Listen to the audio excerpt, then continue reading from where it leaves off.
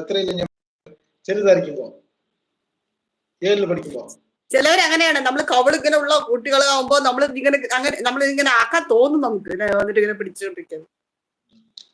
അപ്പൊ ഞാൻ ചില കുട്ടികളെ കാണുമ്പോ അവർ അമ്മ ചോദിക്കും പൊണ്ണ കൊഞ്ചം കിളിക്കിട്ട് ഞാൻ കിള്ളിക്കാന്ന് പറയും.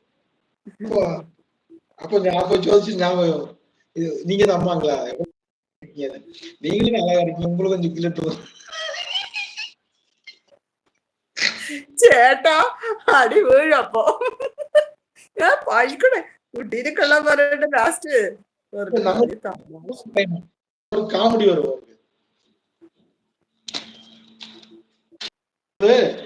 ഒരു ഇറിറ്റേറ്റിംഗ് പറഞ്ഞാൽ തന്നെ ഇപ്പൊ എന്റെ ശ്രുതിയെ കിള്ളിയപ്പോ ഞാനിങ്ങനെ കിണത്ത് കാണിച്ചു കൊടുത്തു.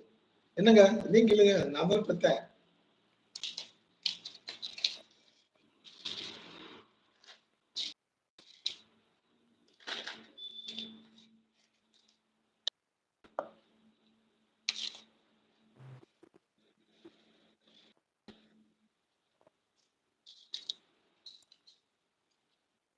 പിന്നെ ഞാനും ജ്യോതിയും പാലക്കാട് ഒരു ദിവസം വന്നിട്ട് ഒരു വയസ്സായ അമ്മ വന്നിട്ട് ഞാൻ കളിച്ചു. എന്തെങ്കിലും ചെയ്തു കഴിഞ്ഞാൽ ചിരിക്കുള്ളൂ.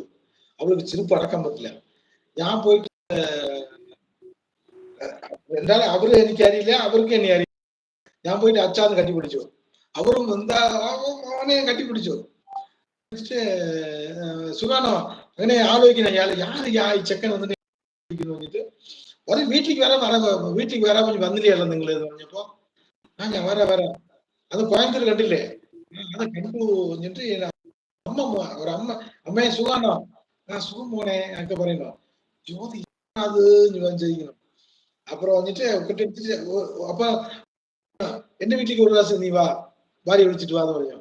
അവരുടെ വീട് എനിക്ക് അറിയില്ല, എന്റെ വീട് അയാൾക്കും അറിയില്ല.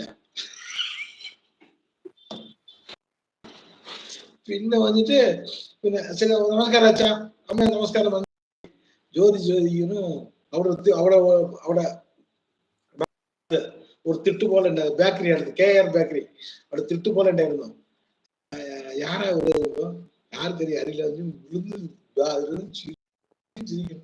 ഇങ്ങനത്തെ ചെയ്യാതെ രാജേട്ടാ ഇങ്ങനെ വീട്ടിൽ വന്നിട്ട് ചെയ്യാത്താളെന്ന് അച്ഛാന്ന് വിളിച്ചിട്ട് നിങ്ങൾ എന്താ അയാൾക്ക് അന്തം വിട്ടോ അയാൾ നമ്മളെ കെട്ടിപ്പിടിച്ചത്. ഇടയ്ക്ക് നിങ്ങൾ ഏതെങ്കിലും വന്നുകൊണ്ട് അങ്ങോട്ട് നിങ്ങൾ പേടിക്കാൻ പാടില്ല. നിങ്ങള് ഇപ്പൊ നമ്മള് പുറത്തു പോകുമ്പോ അങ്ങനെയൊക്കെ പരിപാടി ചെയ്യും ഞാൻ. അപ്പൊ നിങ്ങൾ ചിരിക്കാൻ പാടില്ല. ചിരി വന്നാ ചിരിക്കും, അവര് മനസ്സിലാക്കണം. അപ്പൊ ഒരു പ്രാവശ്യം ഞാൻ പോയി അവിടെ ഇഡ്ഡലി ആൻഡ് ഓണിയൻ ചട്നിയാ ടുനൈറ്റ്. ഓക്കേ സാപ്പിടുங்க സാപ്പിടുங்க. അപ്പൊ ഞാനും ശ്രുതിയും അവിടെ പാർക്കിൽ പോയിരുന്നു. ഭയങ്കര ഫംഗ്ഷൻ ഭയങ്കര തിരക്കാണ് പാർക്കില്. ശ്രുതി கொஞ்சம் எல்லாத்தையும் காத்து பிடிக்க வைக்கலாம் പറഞ്ഞിട്ട് മേളം നോക്കി എല്ലാരും അങ്ങ് പറഞ്ഞപ്പോ ഉറപ്പായി വന്നു. എല്ലാം മേളം നോക്കണം എല്ലാരും. ശ്രുതിക്ക് ചിരിപ്പ് അടക്കം കൂടി എല്ലാം മേളം നോക്കണം. മേളം ഒന്നുമില്ല. தெரியுது. அப்ப என்னங்க தெரியுது வந்துட்டு மெல்ல അങ്ങനെ ഒരു കൂട്ടം കൂടി 50 ആൾക്കാർ കൂട്ടം കൂടി മേളിൽ നോക്കുന്ന എല്ലാം ഒന്നുമില്ല. ഞാൻ പറഞ്ഞാലും ഞാനും പുറത്ത് രണ്ടാം ശ്രുതി ഞാൻ വന്നു പുറത്ത്. കൂട്ടം കൂടി എല്ലാം മുകളിൽ നോക്കിക്കൊണ്ടിരിക്കുന്നു. ശ്രുതിക്ക് ചിരിപ്പ് അടക്കം വയ്യ.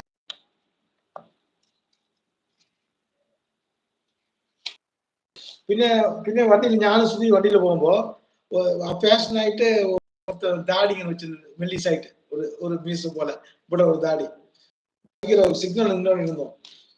കാളിച്ചക്കനാണ് ഇങ്ങനെ സ്റ്റൈലായിട്ട് വെച്ചിട്ടുണ്ടായിരുന്നു. ഞാൻ അടുത്ത് പോയിട്ട് എന്ന് പറഞ്ഞു അണ്ണാ എന്നാന്ന് പറഞ്ഞ ഇല്ല വണ്ട് ഉപ്പാന്നിരിക്കെന്ന് പറഞ്ഞു. ശ്രുതിക്ക് ചിരിച്ചു വയ്യ. അണ്ണാ വണ്ടില്ല ഫാഷന്. അത് ഫാഷനാണ്. ഓരോ ആൾക്കാർ കണ്ടിട്ടുണ്ട് ഞാൻ അങ്ങനെയൊക്കെ ചെയ്യുന്നത്.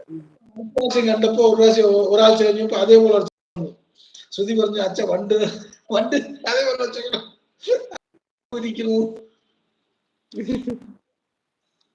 അങ്ങനെയൊക്കെ നടക്കും.